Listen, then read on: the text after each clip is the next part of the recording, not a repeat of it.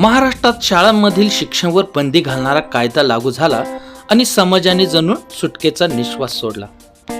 जणू काही शिक्षणातील सगळी अपयश, ढासळलेली गुणवत्ता, उद्धट पिढी आणि तळलेली शिस्त, त्याच गोष्टींचं मूळ कारण शिक्षकांची काठीच होती. काठी बाजूला ठेवली, ठीक आहे, पण आता प्रश्न असा आहे की शिक्षण वाचवायचं की शिक्षकांनाच बकरा बनवायचं? आज शिक्षक हा गुरु राहिला नाही, तो संशयित आहे. त्याच्या हातात खडू आहे पण मनात भीती. शिक्षक ओरडत नाही कारण त्याचा व्हिडिओ होतो. तो रागावूनही बघत नाही कारण ती तक्रार होते. तो शिस्तीचा शब्दही वापरत नाही कारण कायदा त्याच्या डोक्यावर आहे. अशा अवस्थेत हा शिक्षक शिकवतो आहे. अहो, हेच मोठं आश्चर्य आहे. प्राचीन शिक्षणात शिक्षा होती म्हणून समाज घडला. इतिहासाकडे डोळे उघडून पहा. गुरुकुल पद्धतीत शिक्षा होती, हो होती, पण तरीही तो समाज रानटी नव्हता, तो संस्कारक्षम होता. शिक्षा म्हणजे छळ नव्हे, ती शिस्त होती. शिस्त म्हणजे भीती नव्हे, ती जबाबदारी होती. अर्जुनाला धनुष्य मिळालं कारण त्याच्यावर बंधनं होती. राम मर्यादा पुरुषोत्तम झाला कारण त्याला नको ऐकावं लागलं.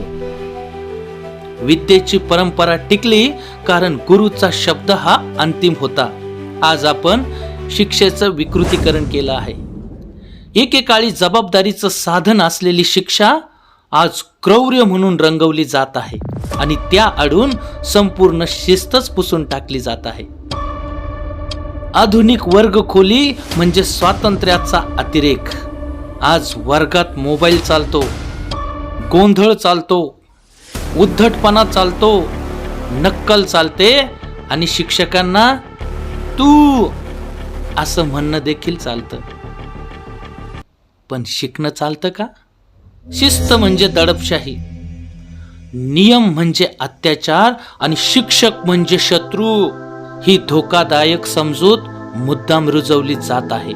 आणि गंमत म्हणजे काय, हेच विद्यार्थी उद्या स्पर्धा परीक्षा देणार आहेत. तिथे ना पालक असणार, ना तक्रार, ना कायदा. तेव्हा अपयश आलं तर दोष कोणाचा? पालकांची ढोंगी भूमिका, आमचं पोरग नाही शिकलं तरी चालेल. हा संवाद गोड वाटतो पण तो किती भयंकर आहे. घरात नियम नाहीत, मर्यादा नाहीत, कर्तव्याची शिकवण नाही आणि शाळेने मात्र संस्कार करावेत. पालक स्वतः जबाबदारी झटकतात आणि शिक्षकांना आरोपीच्या पिंजऱ्यात उभं करतात. हे शिक्षण नाही, हा पलायनवाद आहे. कायदा एकतर्फी असेल तर शिक्षण संपेल. विद्यार्थ्यांचे हक्क आवश्यक आहेतच, पण शिक्षकांचे अधिकार काढून घेऊन शिक्षण वाचत नाही. कायदा जर शिक्षकांवर अविश्वास टाकत असेल तर तो शिक्षण विरोधी ठरतो. आज शिक्षक हतबल आहेत, उद्या ते उदासीन होतील आणि परवा शाळा म्हणजे फक्त इमारती उरतील. मित्रांनो, काठी मोडली म्हणून समाज प्रगत होत नाही, पण गुरुची भूमिका मोडली तर समाज हा अधोगतीकडे जातो, हे मात्र निश्चित. आज प्रश्न काठीचा नाही, प्रश्न आहे शिक्षण घडवायचं की शिक्षण फक्त गोंजारायचं. जर शिक्षकाला घडवण्याचा अधिकार नसेल तर उद्या घडलेला समाजही आपल्याकडे नसेल. मी कायद्याच्या विरोधात नाही, मी कायद्याचे समर्थनच करतो, परंतु हा कायदा वापरायचा कधी हे तरी किमान प्रत्येकाने समजून घेतले पाहिजे, या भूमिकेचा मी आहे. आता जबाबदारी पालकांची.